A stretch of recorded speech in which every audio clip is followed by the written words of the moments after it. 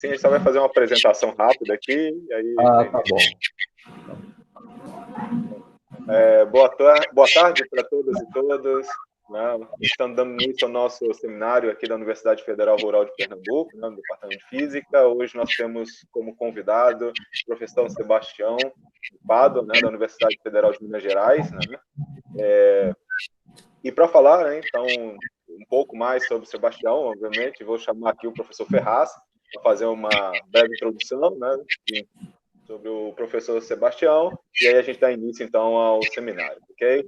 Obrigado, novamente. Ferraz, palavra toda sua. Obrigado, Anderson. Bom, é uma satisfação muito grande apresentar o Sebastião, né?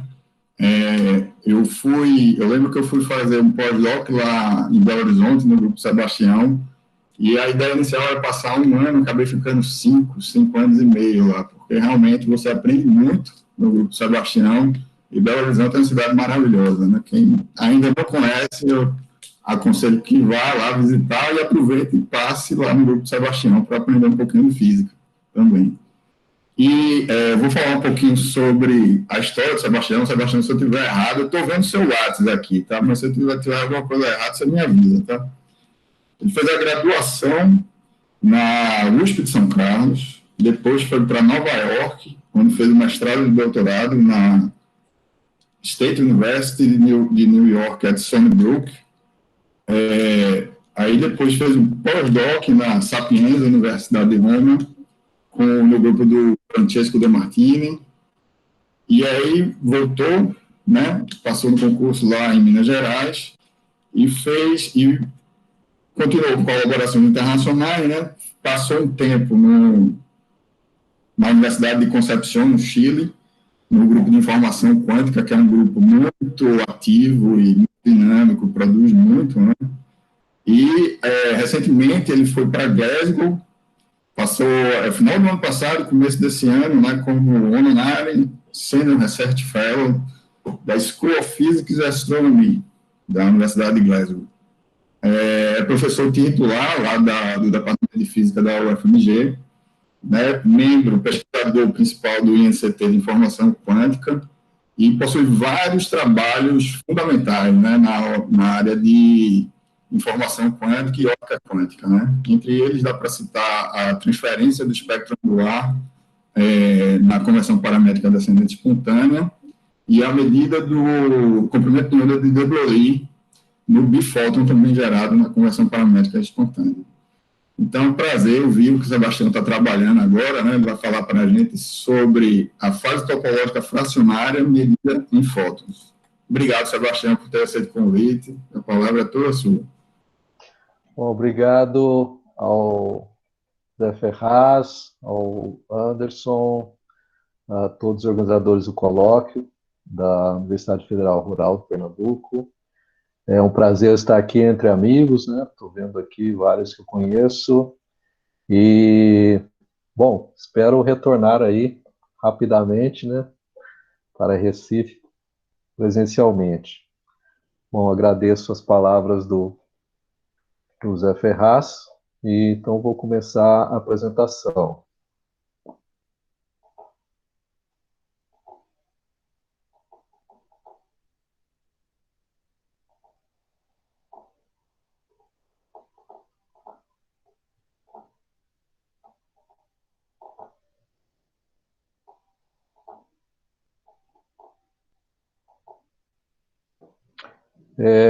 Tá dando para ver? Sim, estamos vendo. Estou vendo. Ok. Então, o seminário que eu vou falar hoje é a medida da fase topológica fracionária em fótons.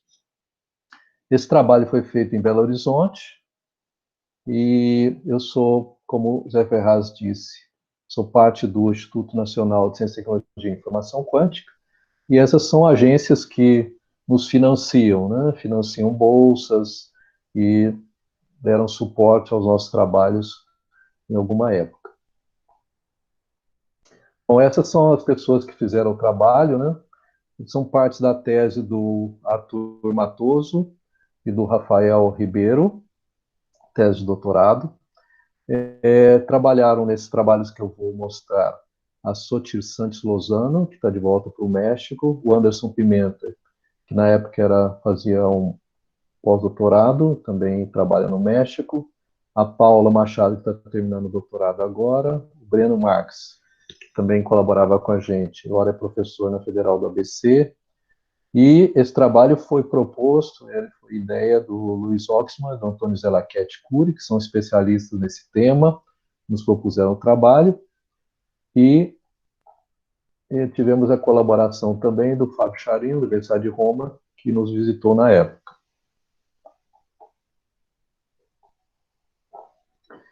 Bom, então aqui é um breve resumo do que eu pretendo falar.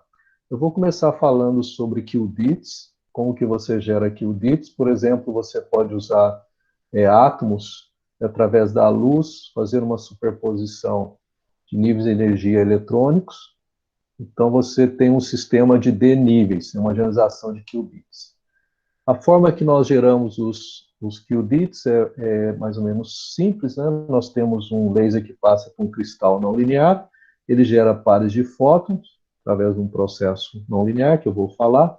Esses fótons cruzam fendas múltiplas, dessas que você tem no laboratório de ensino, onde você estuda, por exemplo, interferência de Young, então fendas múltiplas, e você gera, então, um estado de superposição dos caminhos dos fótons que cruzam essas fendas.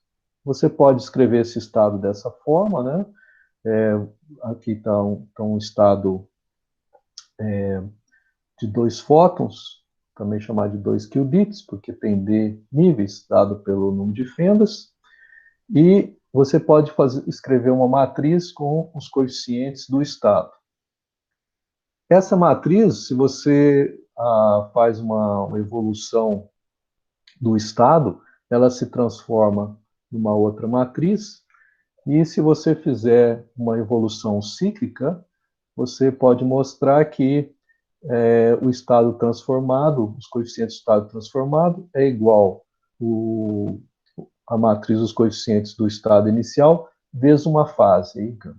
Bom, essa é a fase que nós estamos interessados em medir, estudar, que é a fase fracionária. Então, foi mostrado que para um sistema de D níveis, ela é 2π dividido por D. Bom, como medir essa fase? O que você tem que fazer você tem que, por exemplo, fazer um interferômetro, onde o estado entra no interferômetro e ele tem duas possibilidades: seguir um caminho onde esse estado não é transformado, então o caminho de baixo, ou caminho de cima, onde o estado sofre operações unitárias que vão levar essa operação cíclica, né? Vai fechar o ciclo e com isso aparece a fase topológica fracionária.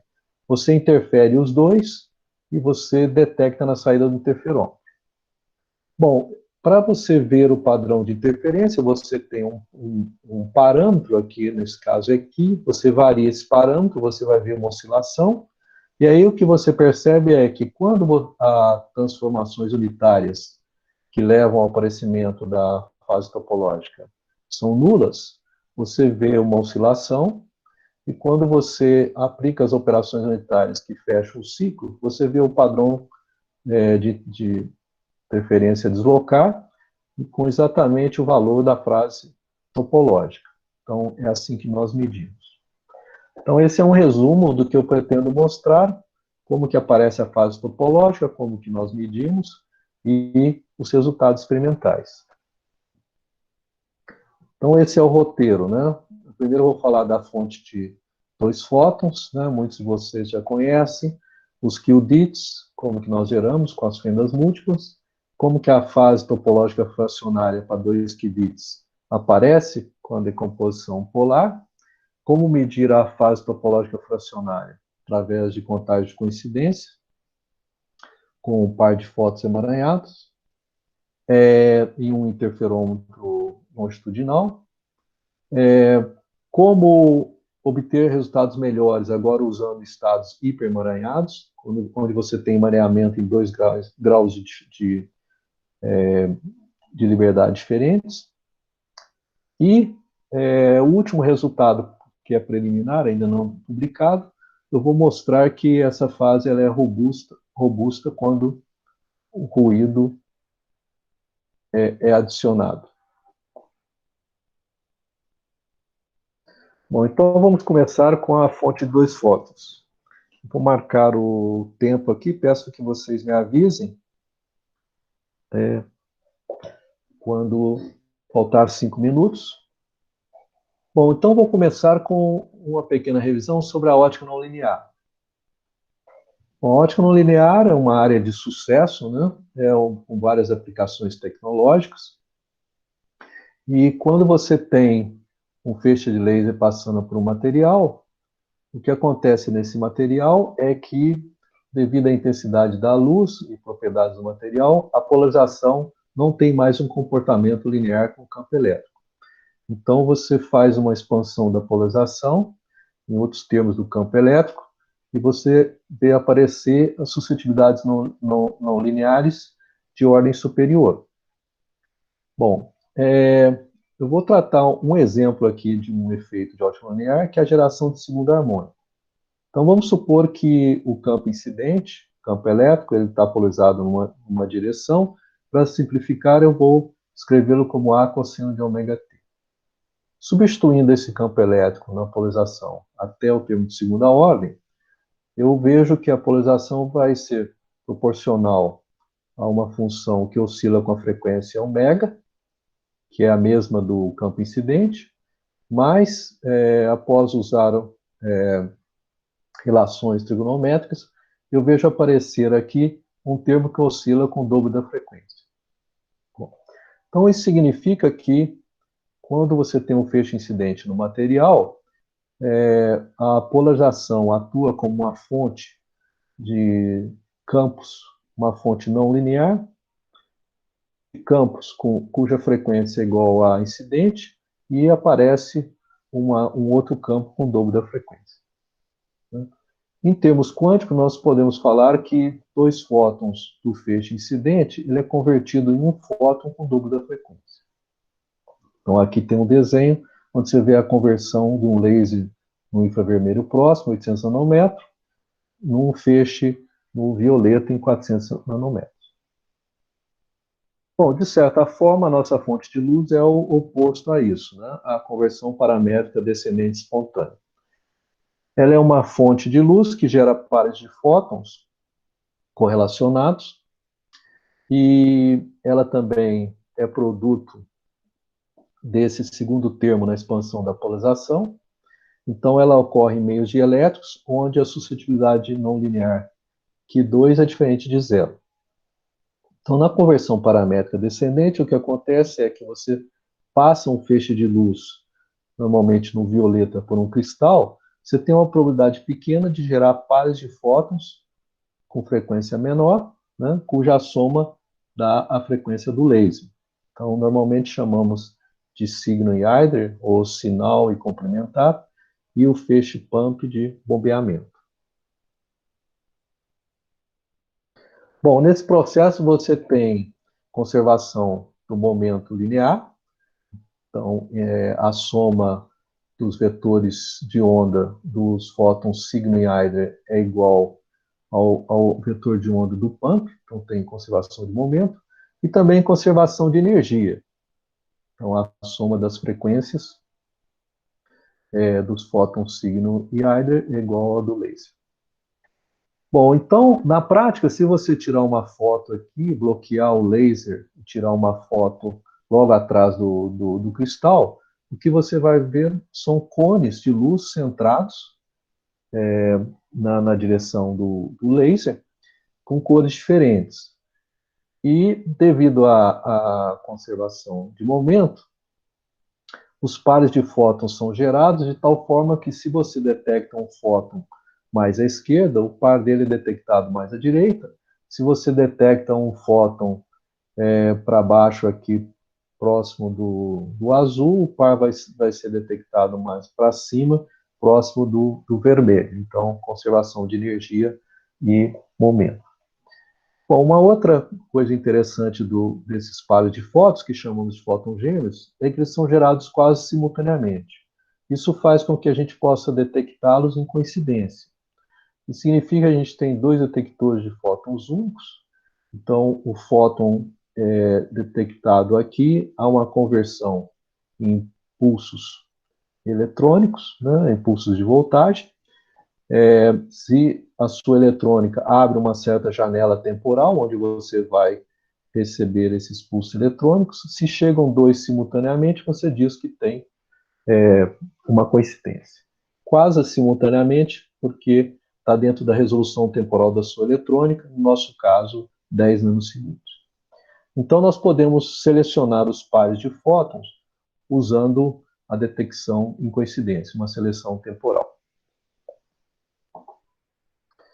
Bom, então a conversão paramétrica descendente me permite gerar esses pares de fótons que são correlacionados em frequência, em momento, e também em polarização, em momento angular orbital, tem várias possibilidades. Bom, vamos falar agora de qubits. Antes de falar de qubits, vamos começar com qubits.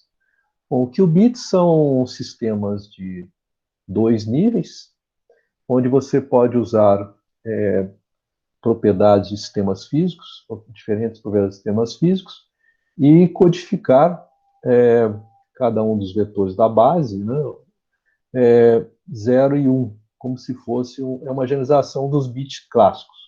A diferença é que você pode agora produzir um estado que é uma superposição linear, diferentes superposições lineares entre esses dois estados, 0 e 1.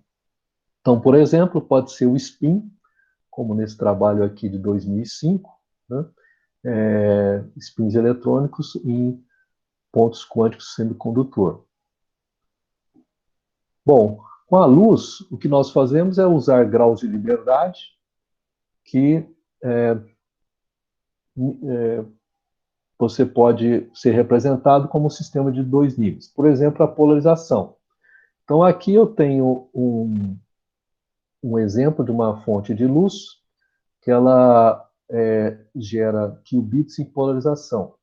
Então, aqui o feixe de laser passa num cristal, é um BBO tipo 2, e nesse tipo de cristal o que acontece é que você gera dois cones com polarizações ortogonais em direções diferentes, como está representado aqui.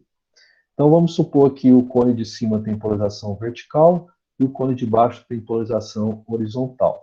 Eles se cruzam nesses dois pontos e você não sabe qual a polarização que os fótons são gerados nesses dois pontos. O que você sabe é que se um fóton foi gerado com polarização horizontal na esquerda, vindo do cone de baixo, então o par tem que estar na direita, vindo do cone de cima, por conservação de momento. E vice-versa, né? Trocando a ordem das polarizações. Então você gera esse estado aqui, chamado emaranhado, né? Porque ele é não separável, H1V2 mais EIφ, uma fase que depende de propriedades do cristal, V1H2. Bom, então, esse aqui é um estado de, na verdade, 2 qubits, né? Porque nós vamos usar um sistema de 2 níveis para um dos fótons, um sistema de 2 níveis para o outro fóton. Então, estamos usando o grau de liberdade de polarização. Agora, o qubits é quando você tem mais de 2 níveis. Então, são chamados de qubits. Por exemplo, você pode usar, como eu mostrei no slide anterior, os níveis eletrônicos de um íon, por exemplo, né? Nesse caso aqui específico. Então, os qubits são sistemas quânticos de D níveis. Nesse caso aqui são 5 níveis. Bom, os qubits, eles tiveram um certo interesse a partir dos anos 2000, porque eles carregam mais informações do que um qubit, por ter mais níveis. A criptografia com qubits foi mostrado ser mais segura para alguns ataques. Qubits são mais resistentes a ruído do que qubits, né? Alguns testes de física, fundamentos de física quântica, violação da desigualdade de Bell, com ruído, com qubits mostraram isso.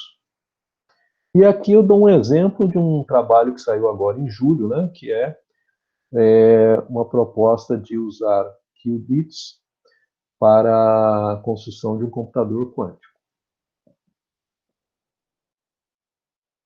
Bom, aqui outro exemplo, já de um trabalho mais antigo, onde se usa rubídio 87, e através de 2 feixes de luz, você cria uma superposição dos níveis magnéticos. Então, eles estão em um estado de superposição de dimensão 8. Você tem 8 níveis no estado de superposição.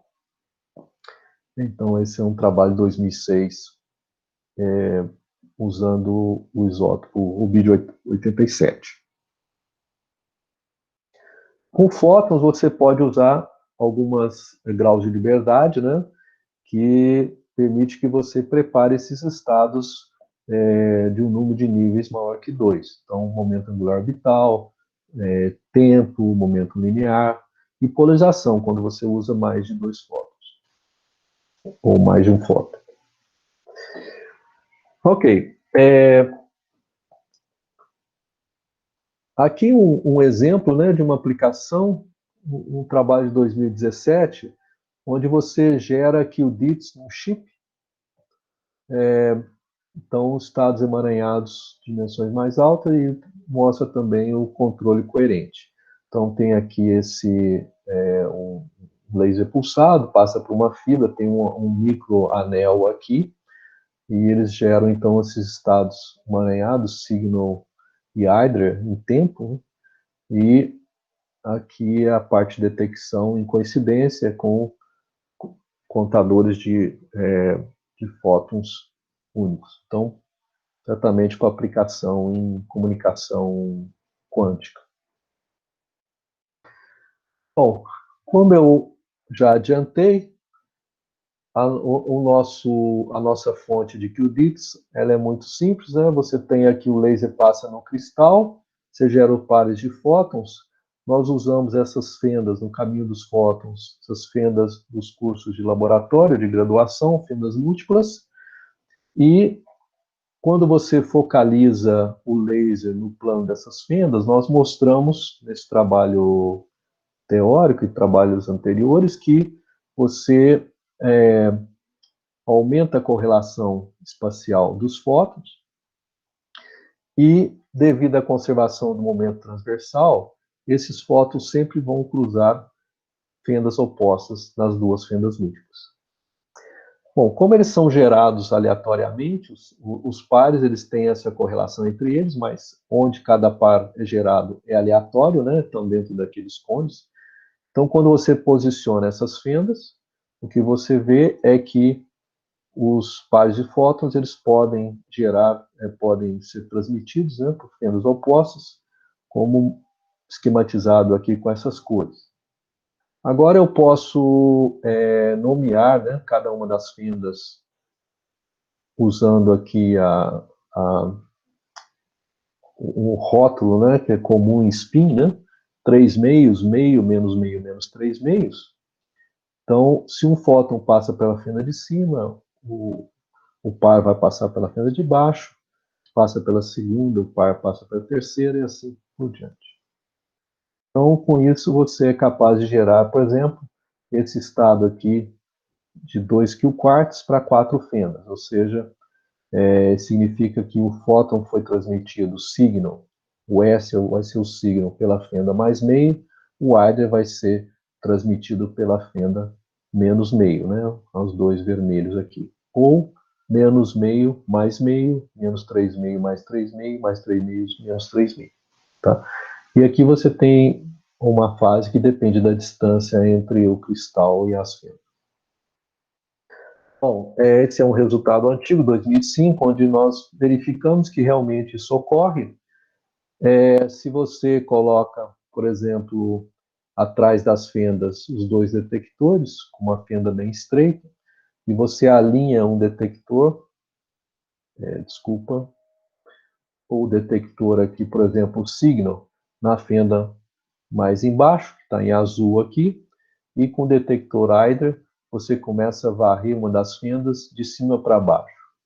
Então, a gente vê que todas as fendas estão iluminadas, o detector Hydra, ele conta os fótons em todas as fendas, são os círculos abertos, mas vamos ver coincidência apenas quando o detector está na primeira fenda, que é o gráfico aqui com pontos escuros, né? Pontos pretos. Bom, quando eu movo o detector fixo para a terceira fenda, eu vejo a coincidência apenas da segunda e assim por diante. Então, agora eu posso fazer um histograma com as probabilidades de detectar os fótons transmitidos pelas diversas fendas, e, através desse histograma, eu posso estimar qual que seria, então, o estado preparado. Isso não é tomografia, não tem nenhuma medida de fase, né? Mas dá uma ideia de como deve ser o estado preparado.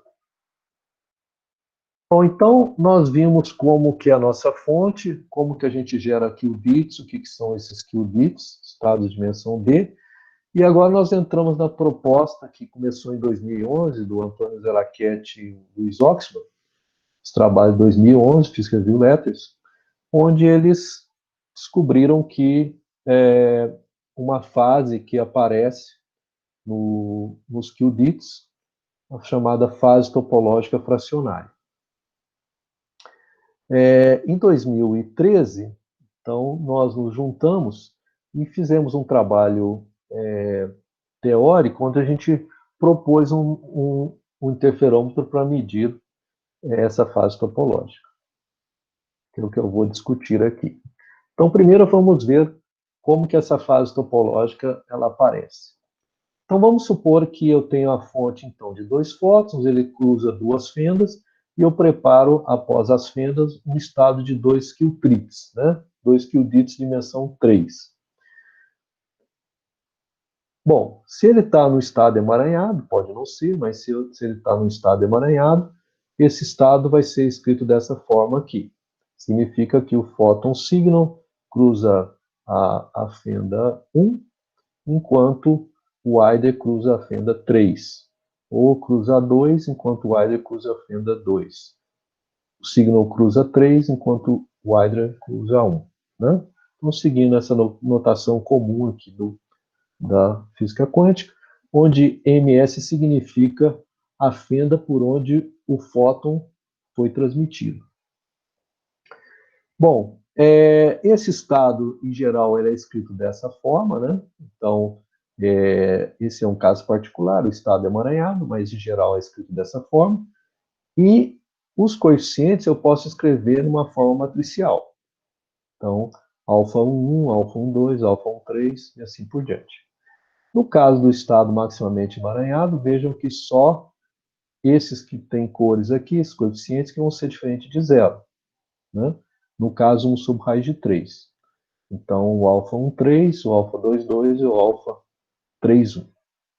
Agora, para fazer aparecer a fase topológica fracionária, eu vou fazer uma decomposição da matriz, dessa matriz de coeficientes.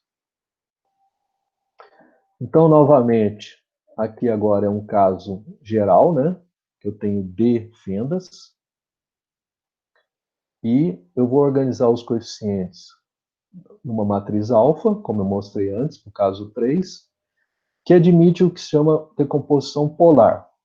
Então, o que é a decomposição polar? É você escrever essa matriz como uma fase complexa, uma exponencial complexa, uma fase, uma exponencial complexa, multiplicado por uma matriz, começar por essa daqui, matriz hermitiana, ou seja, que a matriz é igual à transposta conjugada, e por uma matriz SUD, que é uma matriz unitária, que é a inversa igual à transposta conjugada, com essa condição aqui determinante da matriz é igual a 1. Então, essa é a chamada matriz unitária especial, SUD. Então, eu posso decompor essa matriz dessa forma. Então, vamos supor que eu preparo o estado, então eu vou colocar aqui 0, né, o estado é preparado em 0, e eu faço essa decomposição polar dos coeficientes da matriz dos coeficientes do estado inicial. Agora eu vou fazer uma outra coisa. Eu vou modificar esse estado. Então, eu vou fazer uma evolução usando operações unitárias locais que preservam a decomposição polar. Então, primeiro vamos ver a modificação do estado usando operações unitárias locais. Significa que eu vou colocar fases, por exemplo, no caminho dos fótons signal, independente das fases do caminho Hydra aqui. Então, são operações locais, né? Então, eu vou aplicar uma operação nos fótons signal e outra operação nos fótons Hydra. Com isso, eu gero isso tem um parâmetro T aqui, né? Então, quando T é igual a 0, seria a identidade, então eu não tenho nenhuma mudança, e o T vai de 0 a 1, tá? Então, esse estado vai evoluir para um outro estado. Então, o psi de 0 vai para um psi de T. Agora eu quero também que preserve a decomposição polar, ou seja, esse alfa-T também eu vou colocar nessa forma. Então, a matriz dos coeficientes do estado modificado também eu vou fazer decomposição polar. Está escrito aqui, EIF-T, QT-ST. Tá? E o último ingrediente é a evolução cíclica. Quando esse parâmetro T chegar em 1, eu fecho o ciclo. Então, quando eu fechar esse ciclo de evolução, eu quero que esse coeficiente alfa de T seja igual a uma fase E gama vezes alfa zero. Tá? Então, eu vou fazer decomposição polar no estado inicial, depois evolui com operações unitárias locais, faço decomposição polar no estado evoluído, e depois evolução cíclica. Bom, aí com todos esses ingredientes, o que a gente vê é o seguinte: parto dessa igualdade do alfa de T igual a I gama alfa de zero. Pego essa fase gama e divido em 3 outras. Delta Φ, gama Q, gama S. Falo que é a soma dessas 3. Mas cada uma está associada a um dos setores da decomposição polar. Esse está associado ao setor da fase, esse outro está associado à matriz hermitiana, essa outra fase está associada à matriz especial unitária. De tal forma que eu, então, tenho essa igualdade aqui, que o EFT é igual, esse primeiro parênteses, o S de T é igual a E gama S, S de zero, e o Q de T é igual a I gama Q, Q de zero. Agora, aplicando propriedade dessas matrizes, eu vou chegar em algo interessante. É o seguinte. Primeiro, se eu usar propriedades da matriz hermitiana, eu mostro que esse gama Q necessariamente é zero. Então, é fácil mostrar isso. Então, mostrando que esse Q de T ele tem que ser igual ao adjunto dele, eu mostro que o gama de Q tem que ser zero. Agora, se eu usar a propriedade da matriz especial unitária, que o determinante da matriz é 1, como S de T é I gama S, S de zero, né?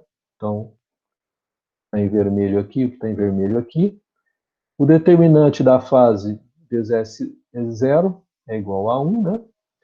E a fase sai para fora, fica o determinante de S0, por definição, tem que ser 1, porque é matriz unitária especial, então E gama S D igual a 1. Com isso, eu mostro que essa fase aqui, ela tem que ser 2π sobre D. Mesmo um outro número que depende se eu repetir a operação, né? Esse é. Essa é a fase que eu quero medir, a fase topológica fracionária. Outra coisa que vai dar indicação do tipo de experimento que eu tenho que fazer é com essa relação que está aqui embaixo. Veja só, se eu multiplicar o alfa de zero por alfa d'H de zero e tirar o traço, então multiplico do lado esquerdo e do lado direito. Alfa de t vezes alfa d'H de zero, alfa de zero vezes alfa d'H de zero. Bom, como esses estados são sempre normalizados, o traço de alfa d'H de alfa é 1. Então, alfa de zero, alfa 0 d'H, e o traço vai dar 1. E do outro lado eu vou ficar aqui o E gama é igual ao traço de alfa de t, alfa de zero. Então, com isso, o gama, né, é o argumento do traço, né, já que a exponencial é igual ao traço de alfa da H0 alfa de t. O gama é o que eu quero medir, né, que é o delta φ, que é uma fase que não é interessante, mas a fase que eu quero medir. Então, notem que ela apareceu quando você tem a superposição do estado não evoluído, estado inicial, com o estado evoluído. De alguma forma, eu tenho que ver essa superposição aqui. Tá? Bom, uma coisa natural para que você vê é experimento de interferência.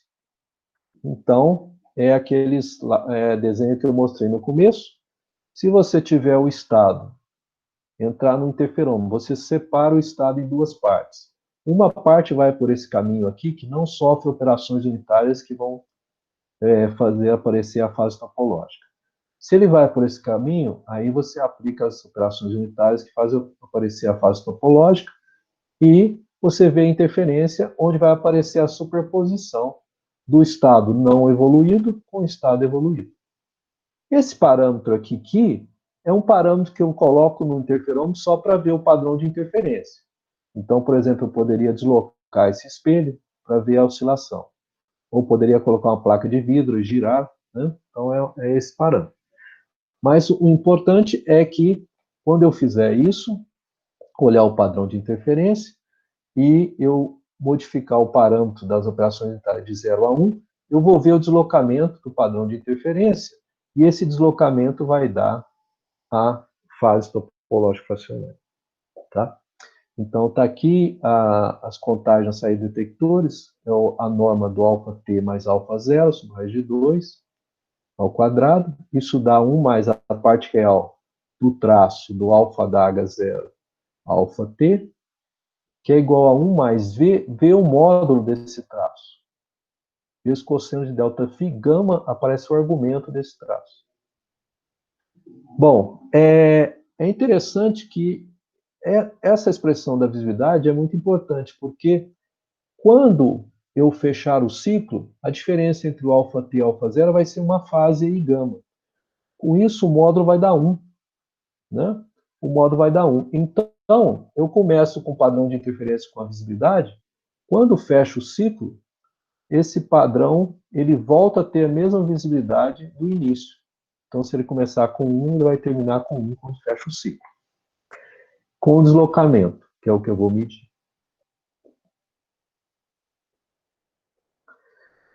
Bom, então, falta agora ver quais são as operações unitárias que levam ao aparecimento da fase topológica. Bom, a gente escolheu as operações mais simples, né, que é uma operação diagonal. Como eu tinha falado, a gente vai só colocar fase no caminho dos fótons, né? Então, do fóton signal e do fóton hydra, é uma matriz diagonal.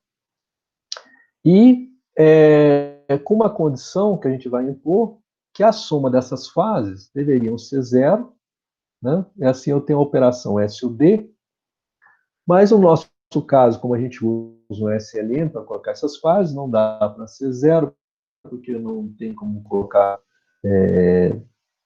ela vai ser um valor constante, né? Então, não tem como eu estabeleço um valor intermediário, e aí eu coloco uma fase menor e outra fase maior. Então, vai dar um valor que é 2π. Ok. Então, aqui tem um resumo do que a gente espera. Eu desligo o meu SLM, que vai aplicar as operações unitárias, e eu vario o Xi, e eu olho esse padrão de interferência preto aqui, essa oscilação. Agora eu começo a mudar os parâmetros da operação unitária. Vamos supor que eu estou em t igual a meio. Nessa situação, o estado evoluído ele fica ortogonal ao estado inicial. Então, o padrão de interferência tem visibilidade zero. Né? Eu vejo essa linha vermelha. Em seguida, eu fecho o ciclo. T igual a 1. Então, eu vejo agora um padrão deslocado com a mesma visibilidade do inicial. Então, é isso que eu espero ver. Então, eu vou medir esse deslocamento aqui, que dá a fase topológica fracionária. Bom, então vou mostrar uma primeira medida, né? Eu vou mostrar um interferômetro complicado, porque a gente tem 2 fótons, então eu tenho que interferir esse estado de 2 qubits evoluído com estado não evoluído. Mas sempre tenho em mente essa ideia aqui, que é, eu estou superpondo um estado evoluído com um estado não evoluído, e olhando o deslocamento no padrão de interferência. Então, esse é o interferômetro que eu falei. Eu tenho um laser, eu passo pelo cristal, é um cristal tipo 2, significa que os fótons eles têm polarizações ortogonais, pares de fótons. Ele passa por fendas múltiplas, então a gente coloca aqui 2 fendas, 3, 4, e a gente prepara então um estado de 2 qubits. Né? Focaliza o laser no plano das fendas. Nesse caso, nós geramos uma situação onde eles são colineares. Aqui eu tenho uma lente cilíndrica, só para manter os caminhos paralelos. Eles passam por esse divisor de feixe, polarizador, de tal maneira que o fóton tem polarização vertical, ele é pontilhado, aqui ele é, refletido no caminho pontilhado, né? E o fóton polarização horizontal, ele vai para o caminho contínuo. Está aqui. Então, vertical refletido, horizontal transmitido. Agora, a horizontal vai passar por uma placa de onda, de meia onda, ele vai ficar com a polarização a 45 graus. Ele passa aqui para um deslocador de fase, que é o nosso parâmetro que vai nos permitir ver o padrão de interferência, composto por esse conjunto de placas de onda, que permite que, se eu gire uma delas, ele vai dar uma fase entre as duas componentes, H e V, e esse vai ser o parâmetro que eu vou girar para ver o padrão de interferência. Bom, o fóton vertical, ele vai ser refletido, então, pelo SLM. O SLM, ele vai ser dividido em 2 retângulos, 3 retângulos ou 4 retângulos, dependendo se eu tenho 2 qubits, 2 qubits ou 2 qquarks. Cada um desses retângulos eu vou colocar fases diferentes no caminho dos fótons. Então, o SLM é um cristal líquido que eu posso programar pelo computador, e dependendo da escala de cinza, eu adiciono uma fase diferente para o fóton que é refletido nessa região, nessa ou nessa. Então, ele que vai aplicar as operações unitárias. Só que ele tem uma característica que é o SLM só modula, no nosso caso, a componente horizontal. Então, esse fóton vertical, polarização vertical, ele vai ser refletido como um espelho. Como só tem uma polarização, ele passa no deslocador aqui sem mudar, sem ganhar fase, e ele é refletido por esses. Mas aqui ele gira 45 graus e ele chega de volta aqui no PBS. Já o H, aqui ele está a 45 graus, né? Passa por deslocador de fase, ele ganha uma fase relativa entre as duas componentes, e aqui a componente horizontal recebe a aplicação unitária, a operação unitária, que vai levar ao aparecimento da fase topológica fracionária. E ele vai se juntar aqui no PBS com o fóton que originalmente era vertical. Com isso, eu tenho aqui, antes do PBS, esse estado de superposição. Vejam que antes eu tinha só o estado alfa-MN, MN, né? Agora eu tenho que colocar o ingrediente da polarização. Esse θ são igual aquele parâmetro que vem do deslocador de fase, e os CM são as fases que eu coloco no caminho dos fótons. Tá? Então, o fóton aqui horizontal, ele quando passa pelo deslocador, ele ganha uma fase relativa, né? 4θ, e depois que ele é refletido pelo SLM, ele ganha essa fase aqui, dependendo da fenda, por isso depende de M, que vai dar a operação unitária. Já a operação unitária no fóton vertical é a identidade, porque ele não vai ser modulado. Então é um caso particular. Bom, eu tenho a superposição desses 4 estados, né? Vejam que 2 deles não aparecem as operações unitárias, então seriam os estados não modificados. E aqui aparece a operação unitária, seria o estado evoluído. E eles estão superpostos. Mas tem um outro ingrediente, que é que quando eles são transmitidos pelo polarizador, pelo PBS, você tem uma possibilidade que um fóton horizontal é transmitido e o fóton ou a componente vertical é refletido. Então, os 2 fótons podem ir para o mesmo detector. Nesse caso, quando os 2 fótons vão para o mesmo detector, eu não detecto coincidência. Então, a coincidência, ela seleciona parte daquele estado, que tinha 4 componentes, seleciona esse estado que tem 2 componentes. Então, aí sim, agora eu tenho a superposição desse α0, que não tem operação unitária, então o estado não evoluído, com esse estado αt, que aparece essas fases E e M com operação unitária. Então, medindo em coincidência, eu vou ver o padrão de interferência e eu vou ver o deslocamento que eu quero medir. Bom, então vamos mostrar os resultados experimentais. Essa era a curva teórica que eu esperava, né? Então, com t igual a 0, eu vario θ, roda aquelas fases, né? Detecto incoincidência, então eu vejo esse padrão de interferência. Quando eu aplico as operações unitárias, o ciclo não fechou ainda, eu vejo cair a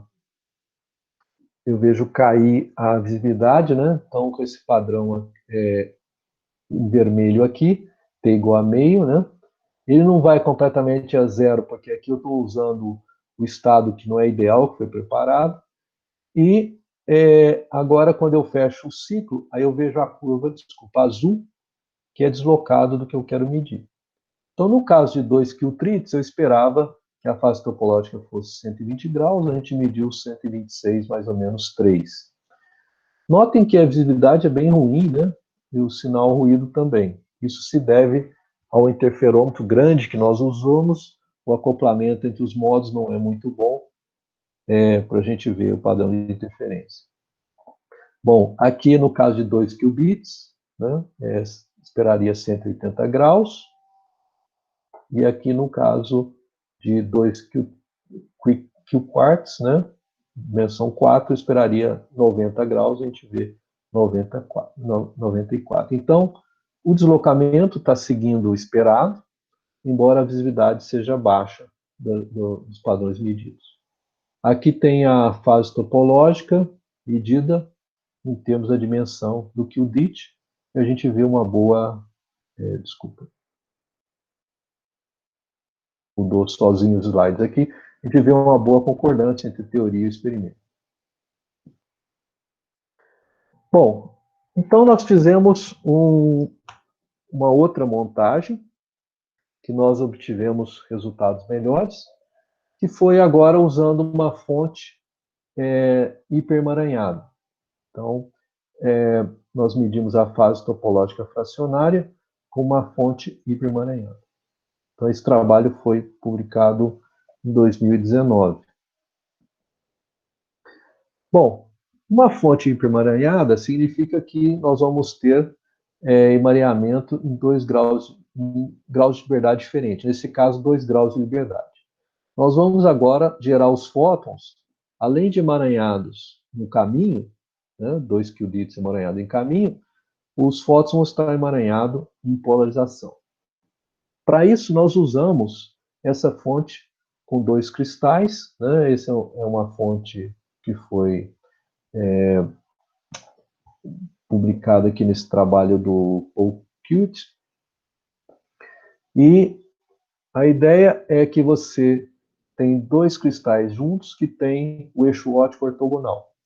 Dessa forma, se você tiver um feixe de laser a 45 graus, a componente horizontal ela vai estar paralela com o cristal que tem o eixo nessa face, né, ou paralela a essa face, e vai gerar, então, pares de fótons com polarização vertical. Já o outro cristal que tem, por exemplo, o eixo óptico na direção ortogonal, a componente vertical pode gerar os fótons por esse cristal, e se isso ocorre, os pares de fótons vão ter polarização horizontal. Então você tem uma possibilidade de gerar os fótons ou pelo primeiro cristal ou pelo segundo cristal, né? Então você está no regime que você não gera fótons pelos dois cristais. Com isso você tem um estado de superposição aqui, né? HH, VV mais HH, e essa fase φ depende de parâmetros aqui do cristal. Bom, com isso nós podemos gerar um estado emaranhado, então, em polarização. Bom, então agora nós usamos esses dois cristais, né, o Bibo, que é um outro tipo de cristal, mas que vai fazer o mesmo trabalho. Eles saem emaranhados em polarização, passa por fendas múltiplas, nós focalizamos o feixe de laser no plano das fendas e nós temos eles emaranhados em caminhos também. Esses fótons agora passam pelo SLM, onde nós programamos SLM para ter dois retângulos, 3 ou 4, com diferentes fases. Bom, nesse trabalho agora nós vamos aplicar a operação unitária nos dois fótons do par. Bom, um dos fótons passa de novo, o deslocador de fase, né, o phase shifter, e o outro fóton, transmitido pelo SLM, é detectado aqui no outro detector. Notem que agora eu não tenho um interferômetro longitudinal, tá? Isso é porque o emaranhamento no segundo grau de liberdade nos dá um recurso que nos permite medir a fase topológica. Aqui de novo o cristal. Então, o que nós observamos é que o estado após as fendas, agora eles têm esse tensor, né, entre o estado emaranhado em polarização e o estado emaranhado em caminhos. O SLM, novamente, ele só atua na polarização horizontal, então o estado vai evoluir, vai colocar fase nas componentes horizontal de polarização, não vai colocar fases na componente vertical, então esse é o estado inicial. E com isso você cria um estado de superposição bem interessante, porque você tem aqui, com as componentes verticais, o estado não evoluído, e com as componentes horizontais, o estado evoluído. Justamente a superposição que a gente queria. Se você agora detecta, né, usa placas de onda, passa pelos polarizadores e detecta 45 graus, você cria uma superposição entre esses dois estados evoluídos e não evoluídos, e quando você olha a coincidência, a gente vê aparecer uma oscilação, onde a resultante vai ser a fase topológica fracionária, aparecendo como deslocamento do padrão de interferência. Agora, a gente não tem a pós-seleção da medida de coincidência. Então, naturalmente, já aparece um estado limpo, né, com a superposição que a gente queria. Bom, essas são as medidas. Agora a visibilidade melhorou muito, né? A gente não tem mais aquele interferômetro instável, grande numa mesa ótica, que era difícil superpor estados, modos vindos de fendas retangulares e produzir uma boa interferência. Então, aqui para a dimensão 4, para a dimensão 3, né? 2 qubits, para a dimensão 2, 2 qubits. José, como estou com o meu tempo? Sebastião, pode ficar à vontade. Pode seguir em frente, está tudo tranquilo. Tá. Eu estou quase acabando, só mais alguns poucos slides. Então, essa é uma parte agora que a parte teórica está publicada, mas a parte experimental não está publicada e vai ser submetida aí nos próximos meses. Bom, essa é a parte do trabalho do Rafael Ribeiro, né, do doutorado dele, onde ele estudou agora a robustez dessa fase com ruído. Então, a motivação vem desse trabalho antigo aqui, né, do Marcelo Santos, de 2003, onde eles estudaram a fase geométrica sujeita à decoerência e mostraram que essa fase é robusta.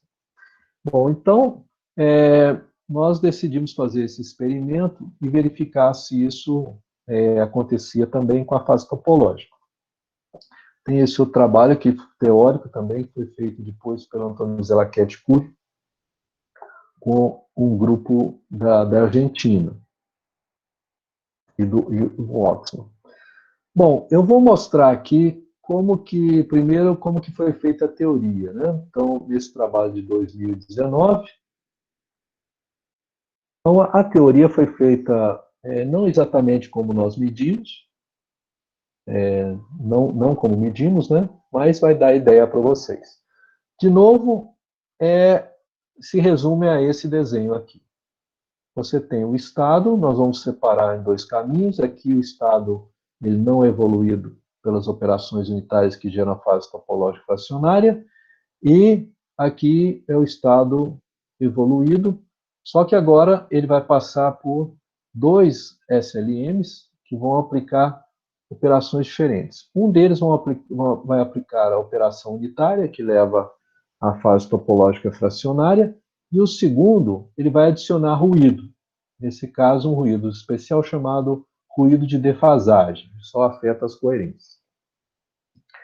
Bom, então, como são dois fótons, né, a ideia do nosso esquema para fazer a teoria é que os pares cruzam as fendas, são preparados em estado de 2 qubits de caminhos, em seguida passam por placas de onda que giram a polarização a 45 graus, e agora cada um dos fótons podem ir para cima ou para baixo aqui.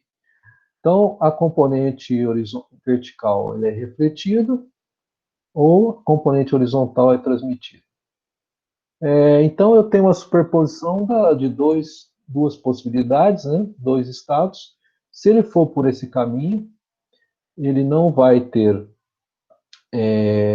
uma evolução, então seria o estado não evoluído.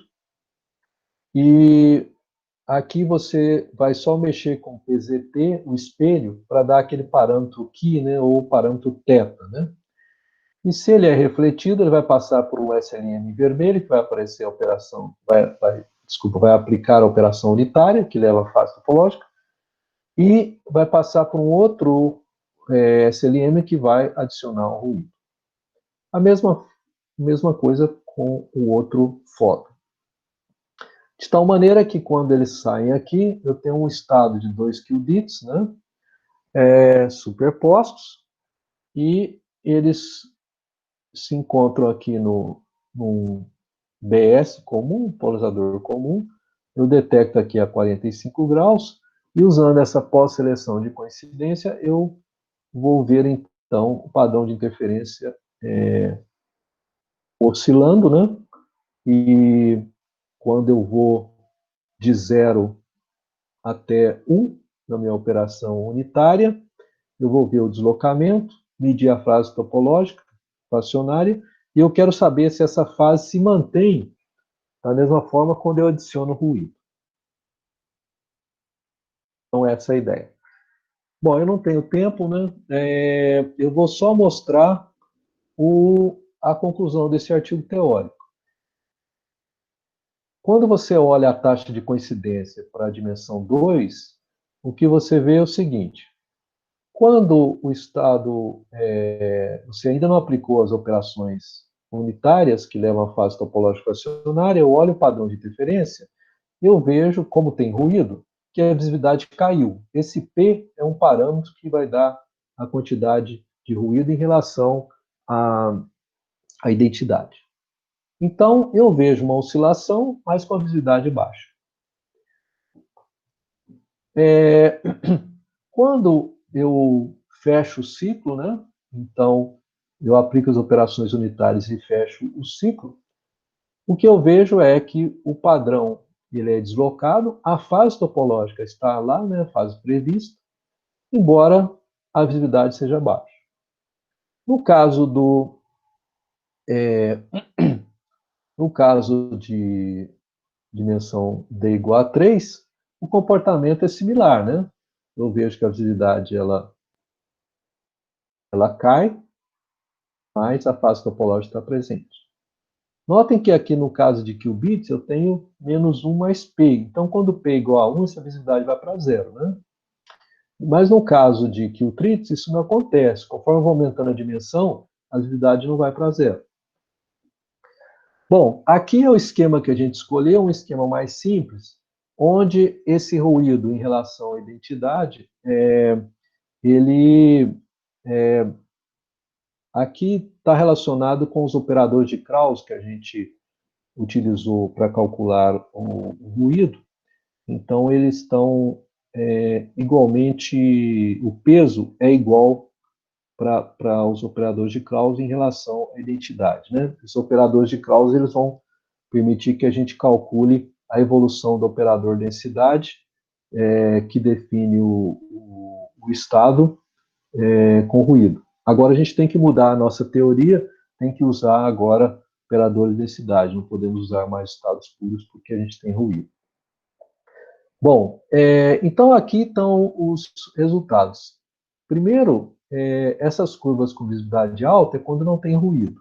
Então a gente vê o deslocamento de π entre o padrão de interferência quando não tem evolução, entre o preto e o azul. Quando a gente começa a adicionar ruído, né, a gente vê aqui que cai totalmente a visibilidade do padrão de interferência para o caso de qubits. Quando você começa a aumentar a dimensão, a gente vê que a visibilidade cai, né, mas não vai para zero, e você vê que o deslocamento está presente, embora a visibilidade tenha diminuído. Então, isso é o que mostra a teoria. Agora, o experimento é a mesma montagem que eu mostrei anteriormente, do hipermaneamento. A diferença é que agora, um único modulador espacial, ele vai fazer dois trabalhos, né? Então, ele vai adicionar as operações unitárias e, ao mesmo tempo, ele vai colocar um ruído aleatório, então, ruído de defasagem. Eu posso... Rapidamente, esse ruído de defasagem, ele é feito da seguinte forma: a gente tem um tempo de detecção. Esse tempo de detecção, a gente divide ele em intervalos de tempo, onde o SLM ele vai mostrar slides, né? Ele vai colocar durante aqueles intervalos de tempo um slide uns slides com fase π e os outros zero, por exemplo, tá? E então, se eu dividir, por exemplo, para 2 qubits, eu divido o meu tempo em 4 partes. Uma parte eu coloco todas as fases iguais, essa seria a identidade. E as outras partes eu coloco um caminho π e os outros zero. Então, eu vou passar como se fosse um vídeo, né, onde vai ter essa sequência de slides. E os fótons vão passar vão ser transmitidos por esse SLM, esse é um SLM de transmissão, e como eles são gerados aleatoriamente, você não sabe, eu tenho então o gradiente de aleatoriedade, né, do ruído aqui. Então essa é a forma como a gente simula esse ruído de defasagem, experimentalmente. Bom, então por questão só econômica, né, que a gente usou um SLM, né, poderia ter usado 2 SLMs, um para operação unitária e o outro para operação com ruído. Nesse caso, o mesmo SLM ele faz os dois trabalhos.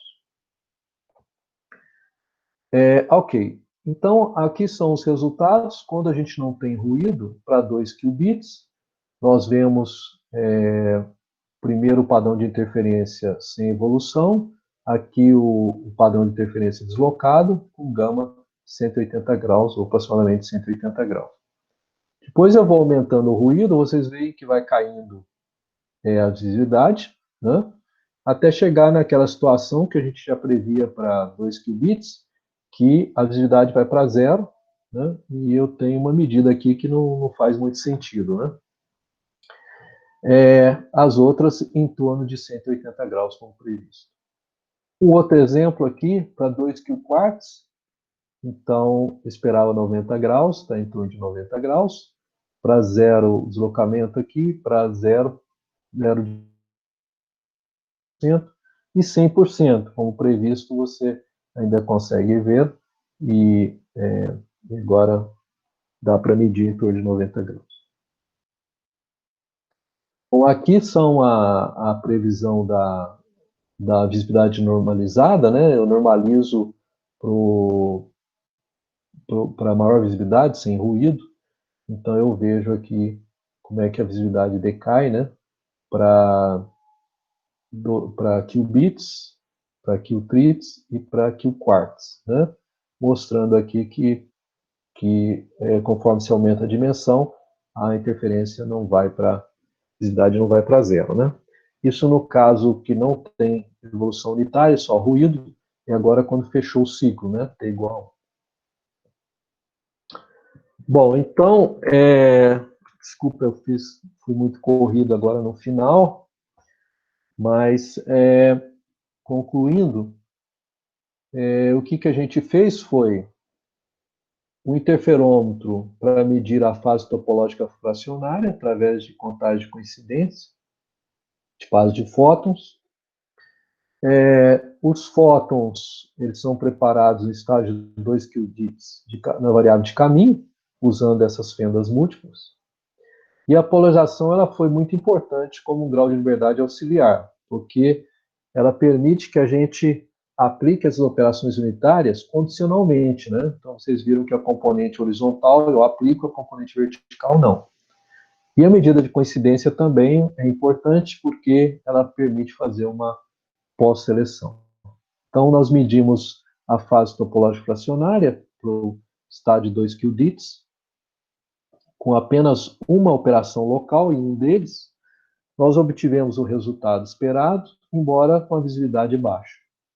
Mas foi demonstrada a dependência da fase com a dimensão.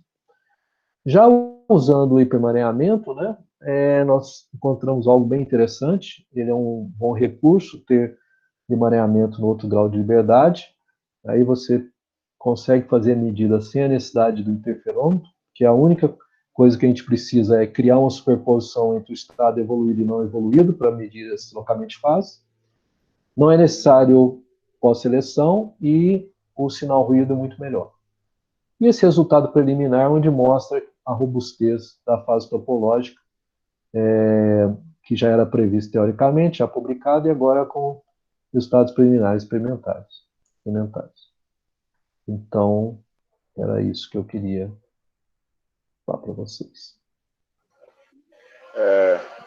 Muito obrigado, Sebastião. Apresentação muito boa, né? Trazendo trabalhos muito interessantes. E vou agora abrir para perguntas, né? Quem quiser fazer pergunta, professor Sebastião, por favor, pode abrir o microfone e fazer a pergunta diretamente para ele. Bom, posso falar? Pode falar, Sandra. Ô, Sebastião, também gostei muito do seminário, ainda Obrigado. não tinha lido nada sobre isso, e aí então você vai começando a ter uma ideia. E você conseguiria dizer um pouco mais desse significado dessa fase topológica aí? Quer dizer, você mostrou como é que você mede, mas como é que a gente entende ela, né? Quer dizer, por que o nome topológica? Tá. E são duas coisas. Por que o nome topológica? E essa Sim. maneira que você disse que você fracionou depende do teu número de fendas, né? Sim. Como se não é uma coisa embutida no teu sistema da maneira que você gera os fótons. É como você enxerga eles, né? Como assim? É como eu preparo, né? Com o número de fendas mesmo, como você disse. Tem a ver com a dimensão. Eu acho que para mim, quem sabe não tem muito claro esse preparar com as fendas, porque você prepara os teus fótons para o teu cristal, ou não? Na realidade, é o emaranhamento que você prepara com as fendas, né? É o seguinte, eu vou começar pela mais fácil, né? Que a Tá. sua primeira pergunta é a mais difícil. Bom,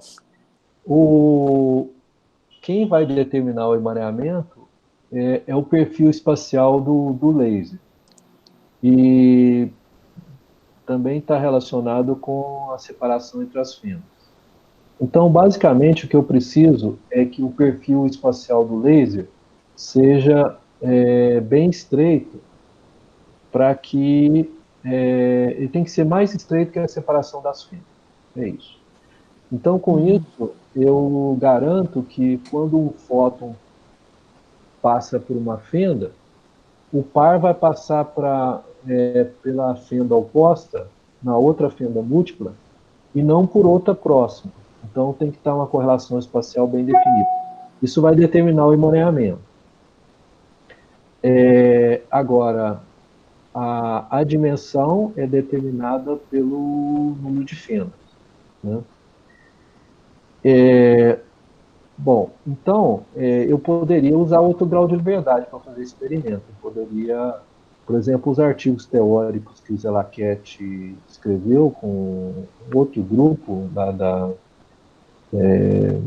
europeu, eles fazem toda a proposta usando o momento angular orbital. Então, você pode gerar os qubits usando o momento angular orbital e faz as operações unitárias necessárias usando o momento angular orbital. Desculpa, as operações unitárias necessárias para o momento angular orbital. Então, programa o seu SLM para que seja feito, ou faz alguma montagem usando aqueles prismas de Dove, né? Então, faz Bom, agora, em relação a essa fase, por que ela chama topológica, né? Eu tenho até um slide aqui, alguns slides que eu poderia comentar um pouco. Ótimo. E peço a ajuda dos teóricos aí. Bom,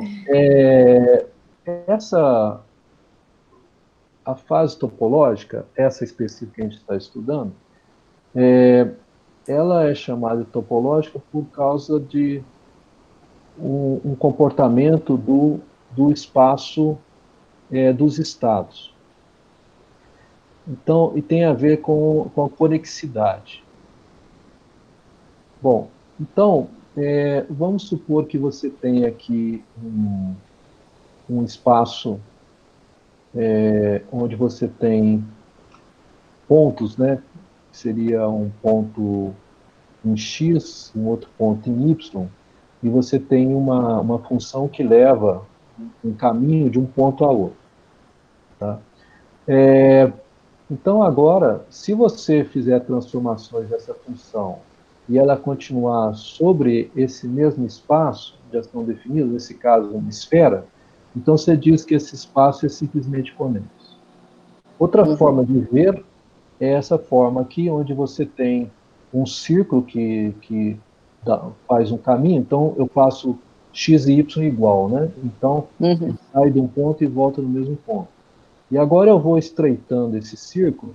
Se sempre ele continuar sobre a esfera, então eu tenho um espaço simplesmente conexo, formado por pontos sobre a esfera. Bom, então você tem a conexidade, né?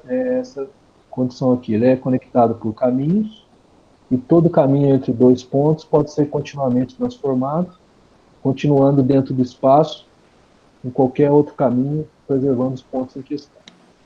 Eu tenho que dar os créditos ao meu estudante, né? Isso é uma cópia da tese do Arthur Matoso. Bom, então, agora, quando você tem outros tipos de espaço, por exemplo, esse caso aqui de um cilindro com um orifício, um cilindro oco, aí o que acontece é que se você tiver um círculo aqui em volta do cilindro, se você for diminuindo, né, chega uma hora que ele sai fora do espaço. Então, uma bola e um cilindro com furo vazado, também uma bola com os pontos antipodais identificados, quando você identifica pontos antipodais, né, eles são exemplos de espaços não simplesmente conexos. Então, isso é uma característica da topologia. É estudado na área de na topologia. Bom, então por que é dado esse nome? É porque, se agora a gente pensar, a fase topológica ela apareceu devido àquela decomposição polar, né? Onde você tinha aquela matriz SUD, né? Quando você faz a decomposição polar dos coeficientes, e ela que faz aparecer a fase topológica fracionária. Bom, as matrizes SUD, elas formam um espaço simplesmente conexo. Mas quando você faz essa identificação que a matriz evoluída, fechando o ciclo, é igual a uma fase vezes a matriz inicial, o espaço dessas matrizes, com essa condição, ele deixa de ser simplesmente conexo. Significa que ele tem buracos no meio. Então, você gera matrizes que não pertencem ao espaço. Bom, então, tem trabalhos teóricos da Caroline Newman, que ela fez para 2 qubits, e do Zelaquet, que eles mostram que essa fase acontece por causa dessa propriedade, da não conexidade desses espaços do estado. Então, essa fase é uma propriedade da configuração do estado. Nesse caso, essa propriedade topológica.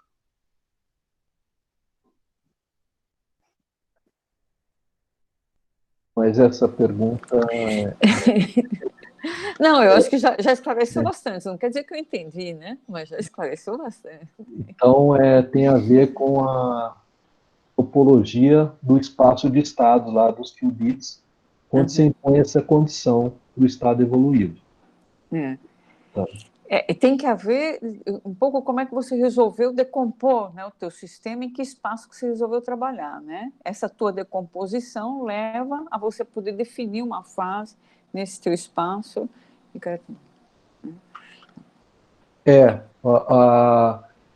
Quando você aplica as operações unitárias, você vai aplicando operações unitárias diferentes, chega uma hora que como se esses... Lembra que lembra que as operações unitárias que eu apliquei eram fases na diagonal, de uma matriz. Então, vamos pensar que eles são fasores. Então, você vai aplicando vai variando as operações unitárias, e elas sempre são opostas, esses fasores, entre si, para você manter aquela condição de SU. Chega uma hora que eles se alinham, e se alinham justamente num ângulo que dá a fase fracionária. Então, essa fase ela sai fora do estado, né?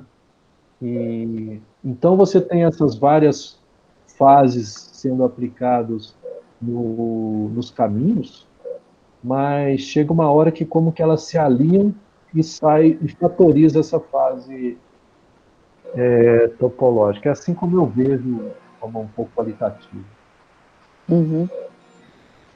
Ok. Obrigada aí. Ô, Sebastião, eu tinha uma pergunta também. Deixa eu abrir a câmera aqui. Não ficou muito claro como é que você coloca esse ruído, né? No LM. Ao mesmo tempo que você faz as fendas, você coloca o ruído, e esse ruído é como se fosse um filme passando, não é isso? Isso. Ele é feito assim. Você coloca uma fase constante no tempo. Essa vai dar a minha operação unitária. Ao mesmo tempo, você vai adicionar. Então, você vai colocar aqueles que se. Deixa eu voltar lá. Você está vendo os slides? Estou sim.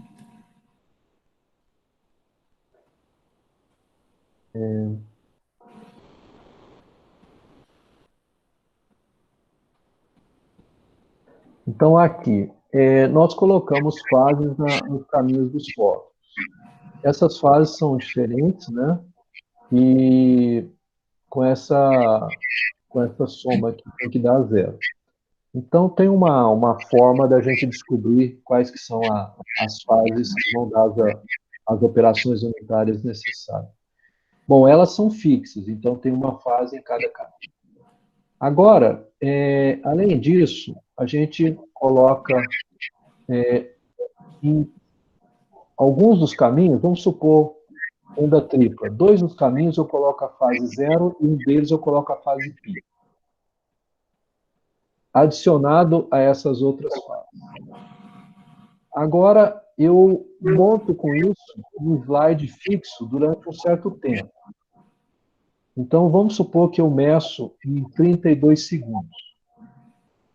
Durante 8 segundos, eu deixo a primeira fenda com a fase π e as outras duas com a fase 0. Nos próximos 8 segundos, eu coloco a segunda fenda com fase π e as outras com 0. E nos próximos 8 segundos, eu coloco a terceira fenda com π e as outras com 0. Tudo isso adicionado à operação unitária. Além disso, no último oitavo de segundo, eu coloco todas as fases iguais. Essa é a minha identidade. Então, durante a medida de 32 segundos, eu tenho esse vídeo, que ele fica um quarto do tempo com um slide, outro quarto com outro quarto com outro, e outro quarto com identidade, mas sempre sobre as operações unitárias. Como os fótons são gerados aleatoriamente, você não sabe o tempo que eles são gerados. Então, você não sabe qual que é o slide que o fóton vai ver. Então, você detecta um certo número de fótons, né? Você prepara no nosso estado, você fica detectando, e com isso você está adicionando um ruído de fase aleatório, chamado de defasagem, e a aleatoriedade vem na indeterminação do tempo de geração do par. Então, digamos, é a fórmula que a gente teve de simular esse ruído. Ok, Sebastião. Obrigado. Mais perguntas? Né? Continua aberto aí. Se alguém tiver uma pergunta, por favor. Eu tenho uma pergunta. Pode fazer a pergunta. Primeiro, agradecer a oportunidade, né, de presenciar o Sebastião, foi o meu orientador aí de vida inteira, né? Toda a minha carreira acadêmica ele foi meu orientador na graduação, mestrado, doutorado, até pós-doc, né? E uma satisfação estar participando aí desse momento. E uma das perguntas que eu tinha, o Sebastião até respondeu, que era com relação ao SLM, que ele colocou o SLM num formato de transmissão. Aí eu pensei assim, nossa, então provavelmente o aparato é bem mais complexo do que parece, né? Porque o SLM geralmente reflete, ele fez um aparato que o SLM transmite, mas ele já respondeu que é um SLM diferente, né, Sebastião? Que ele permite fazer transmissão e modulação ao mesmo tempo. Sim, sim. Não, esse SLM, a razão que a gente sempre usa o de reflexão é porque a eficiência é maior, né? Os fabricantes não Ah, têm, sim. pelo que eu conheço, os de transmissão têm a eficiência menor. Mas nós temos um de transmissão que foi comprado e ele facilita, né? As montagens experimentais. É mais simples trabalhar com transmissão. Mas com isso a gente tem uma perda maior. Ah, sim.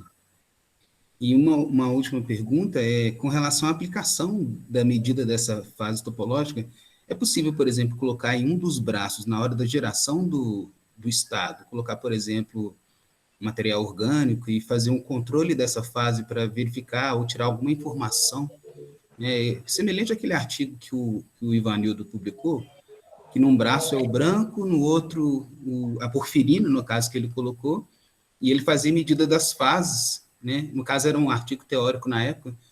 Esse experimento vislumbra talvez a parte experimental daquele artigo?